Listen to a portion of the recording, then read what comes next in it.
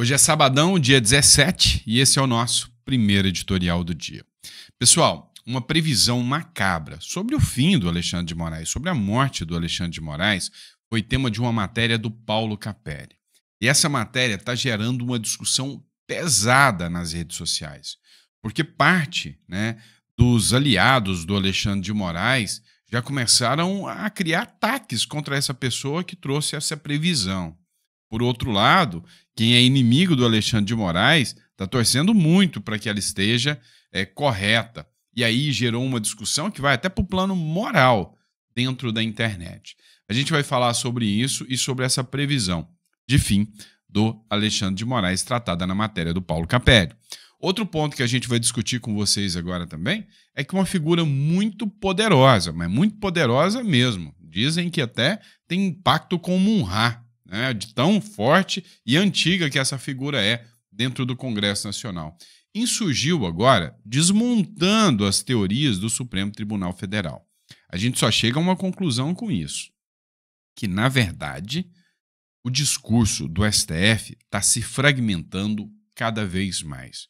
Ele já perdeu o apoio popular, agora está perdendo o apoio dentro do Congresso inteiro. E a gente vai falar um pouquinho sobre isso. Outro ponto que a gente vai falar também é de Donald Trump. Pois é, tem uma investigação envolvendo o FBI, que coloca ali opositores do Donald Trump bem na mira, do FBI de agora. Eu vou explicar para você essa situação que envolve o FBI e o Donald Trump e tem a ver ainda com um atentado que o Donald Trump sofreu lá em 2022, em 2024. Nós vamos falar sobre isso aqui com vocês. Então é óbvio, eu vou pedir para vocês se inscreverem no canal. Pessoal, só posso agradecer vocês são top, tá? A gente está indo aí rumo aos nossos 2 milhões de seguidores, mostrando que nós, conservadores, estamos fortes, estamos firmes. E aí eu vou pedir para você compartilhar. Se você estiver disposto a dar uma ajuda para o canal, é mandar aí nos grupos, é mandar para as pessoas para que elas sejam bem informadas. Porque, assim, tem muita gente mal intencionada na internet, tanto de direita quanto de esquerda. Tem gente que só está em busca do like. Aqui não. Aqui a gente quer trabalhar, literalmente, com pautas reais e verdadeiras e com matérias fundamentadas, tá bom? Então, bora para cima, que eu sei que você está aqui por notícia. Bora lá.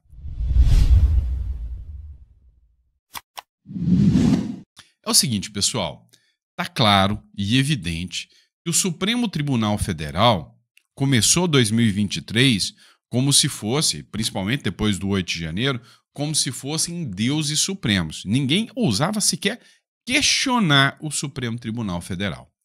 Parece que essa situação mudou, tanto que está acontecendo uma pressão muito grande para que o STF reduza as penas dos presos do 8 de janeiro. A oposição não quer isso, a oposição quer anistia. Por quê? Porque na visão da oposição e minha também, há vários atropelos no processo. E eu faço a minha análise jurídica da questão.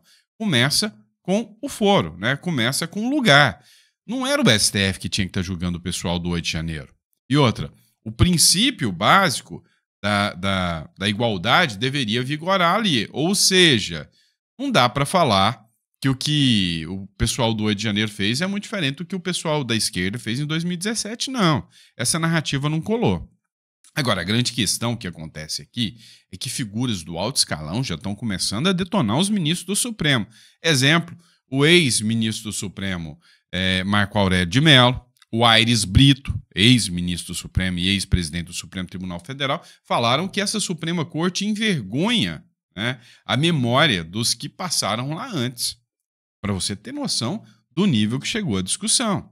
Agora, figuras da política, Aldo Rebelo, figuras que eram até do PCdoB, e hoje, já viu que os comunistas não estão com nada, começam a criar críticas. Agora, o Collor também. E eu estou falando de figuras caciques, como o Michel Temer, que já falou, não, eu acho que o STF tem que reduzir as penas, sim. A narrativa de que são golpistas, terroristas, os presos do 8 de janeiro, está caindo por terra. Agora, quem surgiu também na discussão, querendo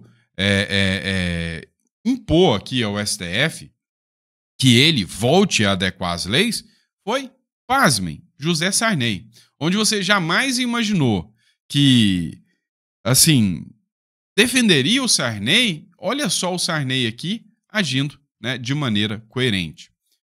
Olha o que ele falou. O ataque aos três poderes no 8 de janeiro foi tentativa de golpe? A resposta do Sarney foi assim, ó, direta. Não.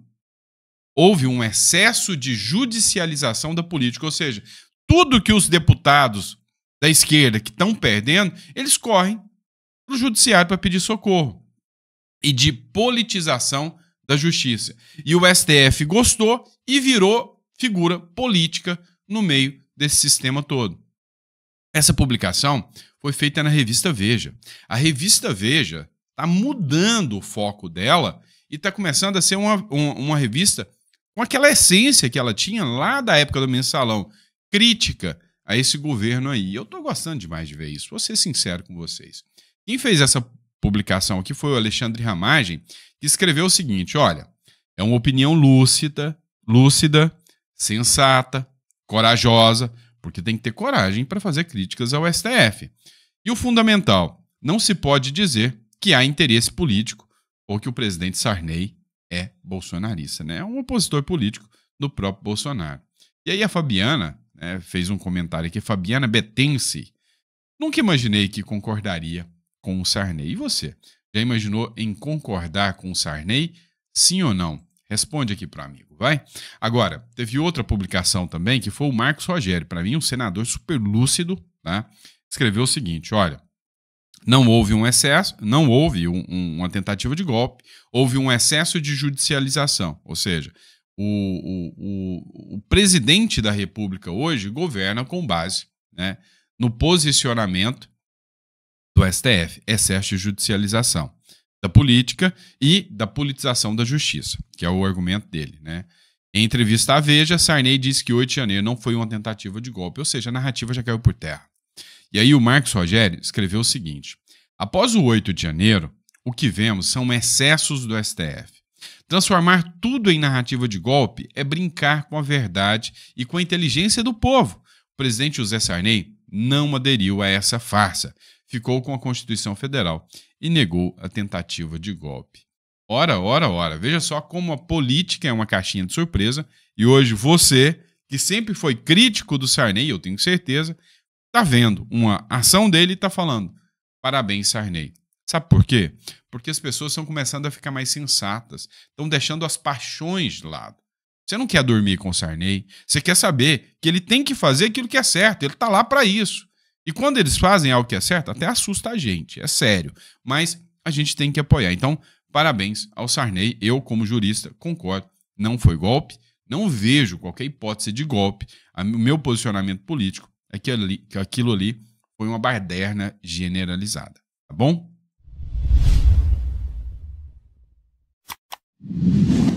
Pessoal, vamos lá. Vamos analisar outra matéria agora, muito importante, do Paulo Capelli, que é colunista da Metrópolis, e ele fala do fim do Alexandre de Moraes em uma previsão macabra de uma vidente. Dá uma olhada nessa matéria aqui. Vidente é acusada de incitar crime após previsão macabra sobre Moraes. Olha isso, cara, que nível se chega, né? Então, a vidente... Não, e olha só, você vai ver, daqui a pouco vão chamar essa vidente de bolsonarista, mas olha a previsão que ela fez, eu vou precisar ler para vocês. Vidente afirmou que o ministro do STF cumpre uma missão espiritual e que levará à sua morte em breve. Moraes foi alvo de plano de assassinato. Então, falaram que estão incitando aí o Moraes, incitando aí crimes contra o Alexandre de Moraes. Uma declaração da vidente Isadora Moraes, tem nem noção de quem seja, não acompanha esse tipo de coisa, né? Eu vou ser sincero com vocês, eu não acredito, eu sou bem descrente com esse negócio de vidente, tá? Mas, se você acredita, eu respeito, eu tô falando meu posicionamento, tá?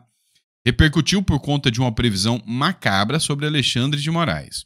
Internautas acusaram ela de incitação ao crime após a sensitiva prever a morte do magistrado. Segundo ela, o ministro cumpre uma missão espiritual que seu corpo teria dificuldade para suportar. Abre aspas aqui.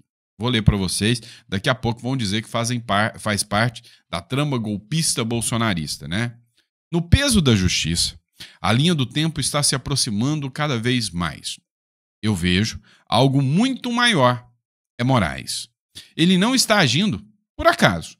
Carrega uma missão de prender, julgar, cumprir um papel muito árduo. Mas essa missão está forçada além do que o corpo dele aguenta, declarou Isadora. Vejo ele prendendo mais 2 homens e uma mulher. Depois disso, será recolhido. Eu vejo o desencarne.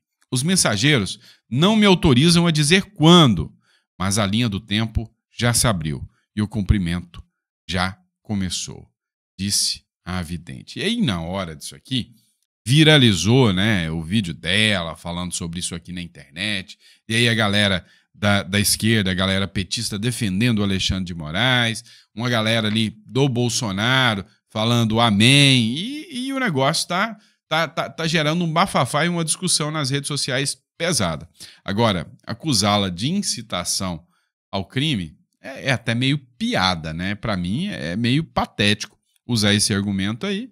Cara, vidente prevê a morte dos outros o tempo inteiro.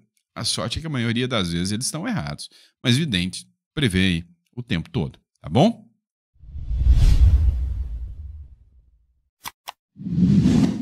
Pessoal, você lembra do atentado que aconteceu contra o Donald Trump?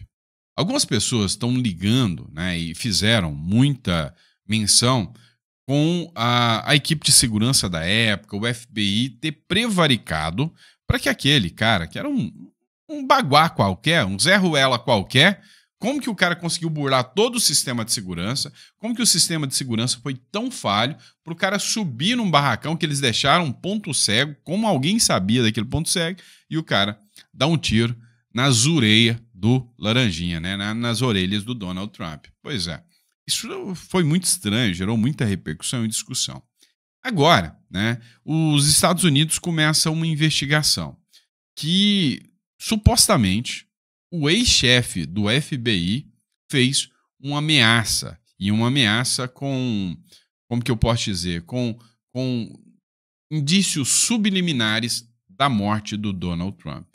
Então, assim, eu vou mostrar para vocês o que aconteceu e vou dar um posicionamento sobre isso aqui. Ó. Os Estados Unidos investigam a ameaça de morte do ex-chefe do FBI contra o Donald Trump. E aí eu estou falando do James Comer, né? Que ele teria não só feito ameaça, feito a incitação, mas postado isso em uma rede social. A Agência de Segurança dos Estados Unidos está apurando uma possível ameaça contra o presidente Donald Trump, supostamente feita por James Comer. Resumindo, tá? O James Comer postou uma foto nas redes sociais dele de umas conchinhas, conchas, tá? Só que as conchas formavam 2 números, o número 86 e o número 47. O que isso implica? Gente, mas peraí, tá parecendo os petistas aqui do Brasil contra a galera da direita. O cara espirra, fala, ó, ele tá propagando aí epidemia.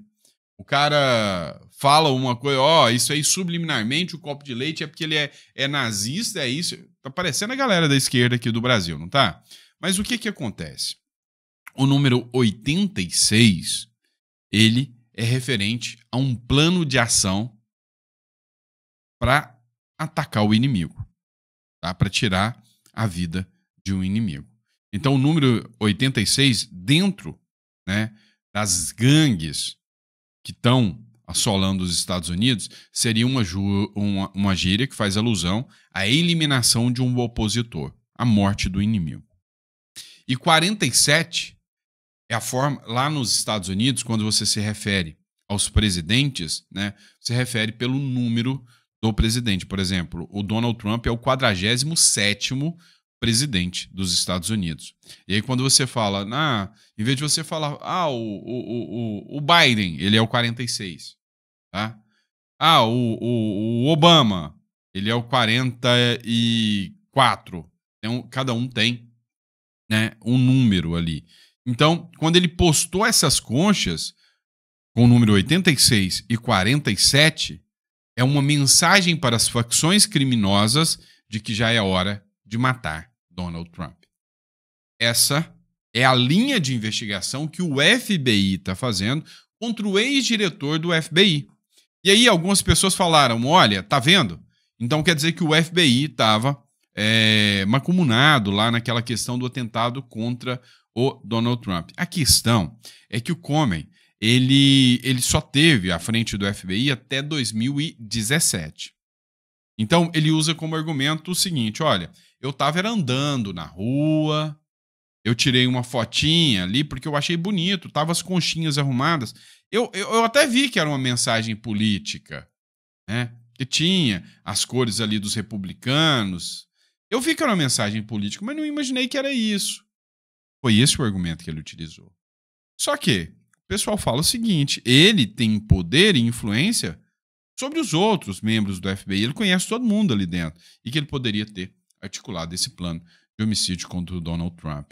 Olha, lá nos Estados Unidos, o jogo está ficando parecido aqui com o Brasil. E aí, você acha que o Donald Trump tá certo ou tá parecendo mais mais o plano de golpe Tabajara aqui no Brasil? Só que aí uma coisa eu te digo, é esquisito um diretor do FBI, né, um ex-diretor do FBI, um cara que lida com segurança, não saber as gírias nas ruas, né? Você concorda ou você concorda nisso aí?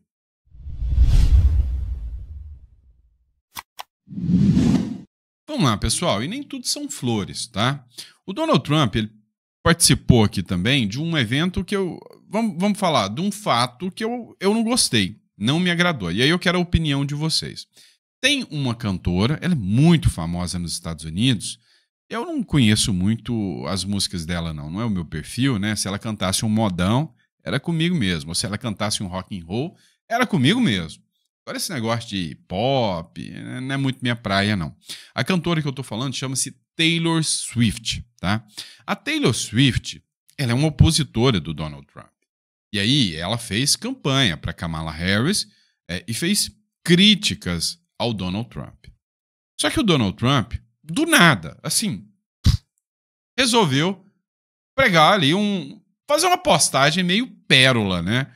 Nas redes sociais, aquela lacração. Olha o que ele falou. Alguém reparou que, desde que falei que odeio a Taylor Swift, ela deixou de ser gostosa? Vamos lá, nós vamos falar sobre isso aqui. O presidente dos Estados Unidos, Donald Trump, voltou a direcionar ataques à cantora Taylor Swift. Em uma postagem feita na sexta-feira em sua rede social Truth Social, que é a rede dele, né? Ele comentou de forma depreciativa sobre a aparência da artista. Abre aspas. Alguém reparou que desde que falei que odeia Taylor Swift, ela deixou de ser gostosa? Escreveu, gerando milhares de reações e críticas. E aí, cara, olha aqui. Esse é o meu posicionamento. Pode ser que você não goste, tá? Mas eu acho patético um cara que não sabe respeitar uma mulher, né? Tem tanta forma de você fazer críticas construtivas sobre a figura de uma mulher, cara, pode ser mais... Os argumentos podem ser os mais deploráveis o possível, mas você é homem. Seu papel é de rebater isso, né, e colocar a pessoa no lugar sem fazer esses ataques. Deixou de ser gostosa aí. Pô, é feio, né? Eu sou pai, aí eu sou esposo, eu sou filho, e eu acho que o homem que parte para esse nível, ainda mais um presidente da República, começa a jogar sua reputação no lixo. É patético o papel que o Donald Trump, né, se propôs ao fazer um argumento nesse nível, né? Então, por exemplo, eu tenho filhas, né? Tenho esposa, e elas têm direito à liberdade de expressão, porque não se diz isso, o direito à liberdade de expressão. O direito à liberdade de expressão, ele tem as questões legais, mas tem as questões morais também de sociedade. Para mim, um cara ficar xingando esse tipo de nível, né? Eu não gosto, eu acho ruim. Até aqui no Brasil, quando o Bolsonaro... porque toda mulher de esquerda é feia. Assim, é lógico que foi uma alusão, mas o Bolsonaro estava errado. Tem muita mulher de esquerda que é muito bonita. Tá? Tem sim. Tem que as de direita são lindas. Mas esse tipo de argumento sobre as características físicas das pessoas, principalmente das mulheres, não guarda, né, o meu respaldo, tá bom?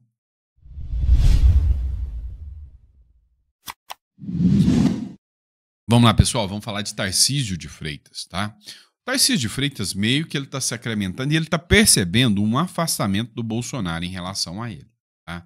Principalmente depois da frase do Michel Temer, onde ele falou que tinha que ter uma direita, mas sem o Bolsonaro. Essa direita tinha que estar preparadinha sem o Bolsonaro para poder tirar aquelas loucuras do Bolsonaro. E aí ele sinalizou o Tarcísio.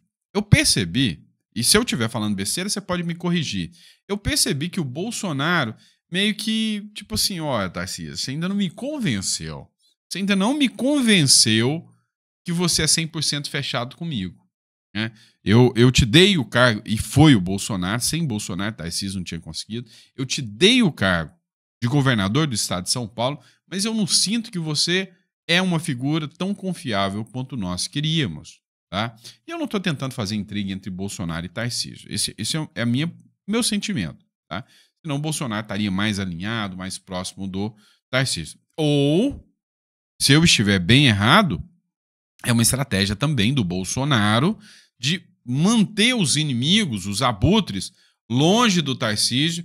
E se o Tarcísio for fiel de verdade, ele vai entrar, e a hora que ele entrar, ele vai fazer igual o Bukele. Né? Essa é a verdade. Mas assim, o Tarcísio de Freitas já deu um pronunciamento.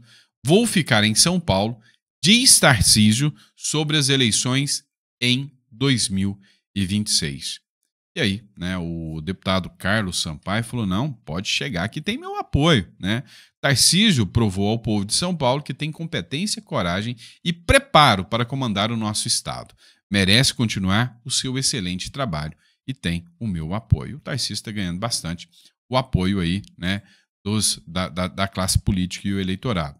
E aí, um dos pontos assim que mais me chamou a atenção, que eu gostei do Tarcísio, foi a sua atuação, né, diante da Cracolândia. Pois é, só que não gostou, a galera da Left People parece que gosta da Cracolândia, né? Eu acho até que... não vou falar não, meu advogado não deixa. A Cracolândia vazia espalha usuários pelo centro de São Paulo, mas a polícia impede a novas aglomerações. E é isso aí. Chegou, juntou um montinho ali para começar a usar droga, é tiro, porrada e bomba, sai daí. E aí, nesse ponto, o Tarcísio merece parabéns demais. Cara, esse negócio da Cracolândia é um escárnio, né? É um mal que se faz, né, aos usuários, às pessoas. É desumano. A esquerda argumenta direitos humanos para tratar as pessoas de forma desumana. Essa é a verdade dos fatos. E aí, olha só esse trecho da matéria da Band aqui, que fala justamente, né, sobre a Cracolândia. Trabalho conjunto de meses entre Prefeitura, Estado e Ministério Público. Essa é a explicação das autoridades para o sumiço da Cracolândia em São Paulo. Ruas vazias, avenidas silenciosas. O cenário que por décadas foi palco do drama urbano mais conhecido do país, agora tem um novo ritmo. Na madrugada, algumas pessoas caminhavam em meio a poucos usuários que ainda vagavam pela região. Coletores de lixo trabalhavam também, assim como os guardas civis. Imagens aéreas feitas hoje de manhã mostram uma transformação nos pontos onde se concentravam milhares de dependentes químicos. Durante anos, essa rua foi um símbolo do abandono e do desespero. Era quase impossível passar por aqui sem pisar em caco de vidro, sem ver dependentes químicos como zumbis. O silêncio de agora surpreende quem vive na região. Agora tá sossegado. Até eu tô com o celular na mão, que eu não sou de carregar o celular na mão. Mudança total. Agora tá parecendo até mais São Paulo, né? Tá mais cheiroso também, né? É um trabalho contínuo de muito tempo que ainda não terminou. Esse trabalho todo junto com o governo do estado e da prefeitura, que foi com a nossa equipe de saúde, que abraçaram essa causa junto com a gente. Essas imagens feitas pelo Ministério Público mostram o cenário da Cracolândia em agosto do ano passado. Em ação conjunta com a prefeitura e o governo do estado, ferros velhos foram fechados, lojas de celulares roubados interditadas e traficantes presos. E havia ali não só o problema do tráfico de entorpecentes, mas um verdadeiro ecossistema de atividades econômicas ilícitas que mantinham usuários naquele local. Essa diminuição de usuários na região, ela é fruto da operação. Um trabalho com... Parabéns ao Tarcísio de Freitas. E aí, até alinho no sentido, né? Cara, tem tanto nome bom da direita, tá? Tem o Eduardo, tem a Michele. Cara, tem muita gente. Tem O Caiado também, eu não vou contra o Caiadão, eu sei que vocês não gostam muito, mas tem um Caiado também, tem um Ratinho Júnior, cara, tem um Zema, tem o Nicolas não pode, mas tem o Marcel Van Hatten.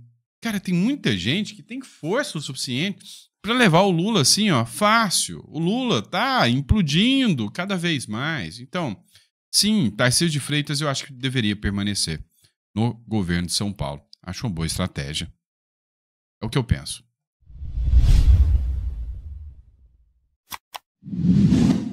Vamos lá, pessoal. Olha só. O governo Lula, o governo petista, ele sem sombra de dúvidas, ele tem uma mancha na sua imagem que hoje, né, e a mancha da suspeição sobre corrupção, sobre mensalão, sobre petrolão, que hoje é difícil você desvincular do PT. E aí, toda e qualquer ação que levanta suspeitas do PT, você vai aqui, indúbio, foque o réu, né? Você vai partir para cima do PT, porque você já sabe a índole do escorpião.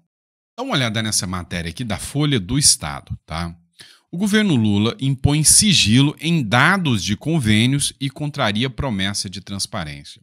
A oposição já começa a partir para cima do governo Lula, argumentando aqui estelionato eleitoral. O governo Lula tirou da transparência... Não, presta atenção. O que está acontecendo com o Brasil? O governo federal, o governo Lula, por meio, né, de uma decisão, determinou a restrição de acesso à informação de convênios dos estados com ONGs. E olha só, ONGs, muitas dessas ligadas a dirigentes do PT, ligadas ao próprio PT. E o valor que foi movimentado e que está incluído em essas emendas parlamentares para ir para as ONGs, senta aí para você não cair da cadeira, senta, porque é absurdo. 600 bilhões em recursos públicos que estão indo para essas ONGs e agora, graças a essa medida do Lula, simplesmente não tem transparência. E aí, cá entre nós, você coloca a mão no fogo, garantindo que esses recursos não estão indo para o ralo? Ó, o Gil Diniz fez uma publicação aqui dizendo o seguinte, olha, Pix atrasado, o que está acontecendo? Porque o governo Lula aqui está sendo detonado lá pela galera da Globo aqui. Dá uma olhada aqui. O governo Lula já negou o pedido feito via essa lei de acesso à informação a respeito de gastos do Planalto com o uso do helicóptero presidencial e com a alimentação no Palácio da Alvorada. O governo negou, num primeiro momento, a lista de convidados para a posse de Lula no Itamaraty, que foi divulgada apenas depois da repercussão negativa. A gente também debateu bastante esse caso aqui. A justificativa à época foi risco à segurança do presidente e do vice-presidente Geraldo Alckmin. Outro caso aqui listado pelo Globo foi uma negativa envolvendo as visitas dos filhos do presidente ao Planalto. O MP chegou a abrir um inquérito para apurar a suposta falta de transparência. São alguns desses casos aqui que a gente está acompanhando. E, Valdo, eu lembro bem também de receber a CGU aqui, o ministro da CGU, a respeito de uma das medidas iniciais do governo, que foi abrir o sigilo de coisas que tinham acontecido no governo Bolsonaro. Então havia uma expectativa de que seria um governo mais transparente também. A minha impressão é de que a Sadi já está muito arrependida, mas muito arrependida de ter feito o L. E a minha visão é que ela já está com saudade do Bolsonaro. Se eu tiver errado, né, me corrijam, mas é a impressão de que ela me passa. E aí, o Diário do Poder fez uma matéria que diz o seguinte: o orçamento secreto do Lula, com dinheiro do SUS, tem cheiro, tem odor de mensalão. Exala os piores odores de mensalão o escândalo de corrupção no primeiro governo Lula. O orçamento secreto criado no Ministério da Saúde de Alexandre Padilha para compensar deputados e senadores que rezam pela cartilha do Palácio do Planalto. Mas onde que eu quero chegar aqui? Dentro, né, do Ministério da Saúde foi liberado 3 bilhões do SUS para bancar o orçamento secreto. Você tem noção, ô petista que está me assistindo? Ou esquerdinha? Ou left people? Você que está me assistindo, você percebe que o sujeito foi lá, Na saúde. Sabe o dia que você vai procurar remédio no posto de saúde? Sabe o dia que você chega lá e a fila tá gigante? O cara teve a pachorra de pegar um idiota como você que acredita que eles estão defendendo o mais pobre. Teve a pachorra de pegar 3 bilhões do SUS, entregou para o governo por orçamento secreto e falou, ó Lula, pode comprar os deputados e senadores aí na CPI do INSS que a gente não consegue segurar ela. Vocês entenderam o tamanho do buraco? Isso aqui, esses 3 bilhões agora, vem para colocar a gente lá dentro da CPI do INSS que eles não vão conseguir segurar para pegar, né, e ferrar ainda mais. Eu ia falar outra palavra, desculpem, e ferrar ainda mais com o coitado do aposentado, com o coitado do pobre, que ainda vai lá e deposita o voto nas urnas nessa galera. É isso que está acontecendo. É isso que está acontecendo. Então, para encerrar aqui, ó, governo Lula recria o orçamento secreto via Ministério da Saúde, revela o UOL. A nova estratégia orienta aliados a ocultar a origem política de repasses de até 3 bilhões para prefeitos. O esquema dribla o STF e favorece a base aliada em ano pré-eleitoral. É o mensalão aqui de novo. E o Flávio Dino, hein? Caladinho. Deu 48 horas para o Sóstenes Cavalcante, que é o líder do PL, se explicar sobre acordo de emendas que poderia acontecer. Mas e sobre esse escândalo aqui? Vai notificar o governo Lula, o Ministério da Saúde, dá 48 horas? Não, né?